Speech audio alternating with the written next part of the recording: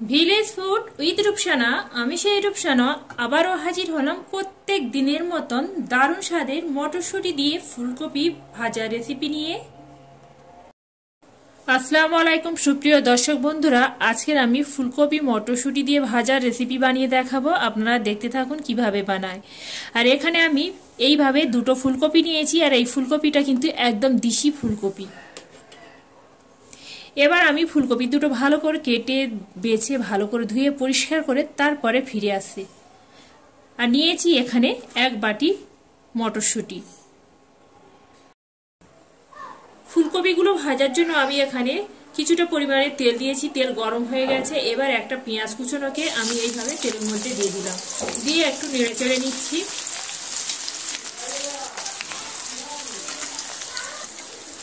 পেঁয়াজটা একটু নেড়ে চেড়ে ভেজে নিলাম। এবার আমি এখানে এক চামচ দিচ্ছি কাঁচা জিরে। কাঁচা জিরেটা একটু কয়েক সেকেন্ডের জন্য ভেজে নেব।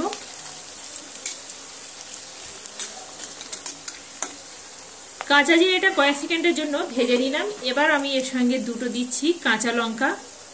এবার যে আমি ফুলকপিগুলো ভালো করে বেছে ধুয়ে পরিষ্কার করে রেখেছিলাম, ফুলকপি আর আলুটা আমি এর মধ্যে দিয়ে দিচ্ছি। আর ফুলকপিগুলো ঠিক আমি এইভাবে ছোট ছোট করে কেটে নিয়েছি।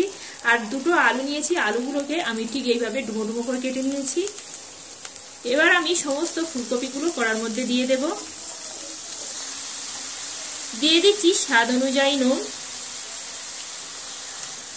নুন দিয়ে ফুলকপিটা প্রথমে আমি ভালো করে একদম নেড়ে চেড়ে নেব।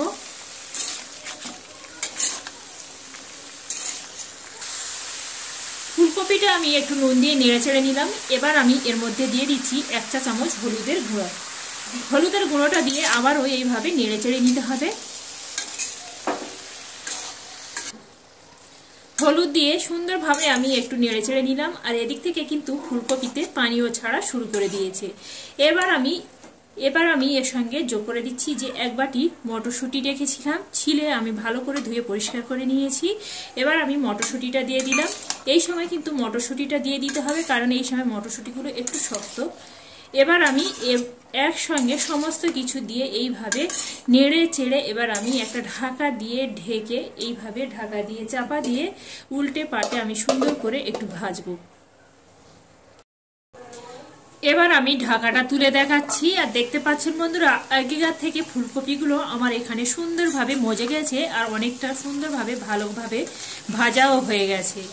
কিন্তু আঁচটা একদম মিডিয়ামে আঁচে দিয়ে ভাজবে, এতে করে ভাজাগুলি খুবই সুন্দর হয় আর খেতে খুবই টেস্টি হয়। বন্ধুরা এইভাবে হলেও আমার মতন করে একবার এই ফুলকপি ভাজাটা একবার বানিয়ে খেয়ে দেখতে পারেন। আশা করি আপনাদের প্রত্যেকে ভালো লাগবে। এইভাবে করে আমি মাঝখানে ঢাকা তুলে এইভাবে পাচারে করে উল্টে পাল্টে সুন্দর করে আমি নেড়ে চেড়ে নিয়েছিলাম। আবারও আমি এইভাবে নেড়ে চেড়ে নিলাম। নেড়ে চেড়ে নিয়ে আবারও ঢাকা দিয়ে আবারও আমি এটা ফুলকপিটা হতে দিচ্ছি। ফুলকপিগুলো আমি এখানে নেড়ে চেড়ে সুন্দরভাবে ভেজে নিয়েছি। আর ফুলকপির কালারগুলো কত সুন্দর চলে এসেছে দেখতে পাচ্ছেন। আর কতগুলো ফুলকপি থেকে আমার কত অল্প হয়ে গেছে। আর এখানে আমি একটু খুন্তির আগা দিয়ে দেখিয়ে দিচ্ছি ফুলকপিগুলো এখানে খুবই সুন্দরভাবে সেদ্ধ হয়ে গেছে। আলুগুলো খুবই সুন্দরভাবে সেদ্ধ হয়ে গেছে। একটুতে হাতে চাপ দিলে একদম আলুগুলো একদম আমার এখানে ছেনে যাচ্ছে। এই ফুলকপিগুলো একটু ভাজতে সময় লাগে, খেতে বন্ধুরা জাস্ট একদম ফাটাফাটি হয়। শীত চলে যাওয়ার আগে এইভাবে একবার ফুলকপিটা বানিয়ে খেয়ে দেখতে পারেন।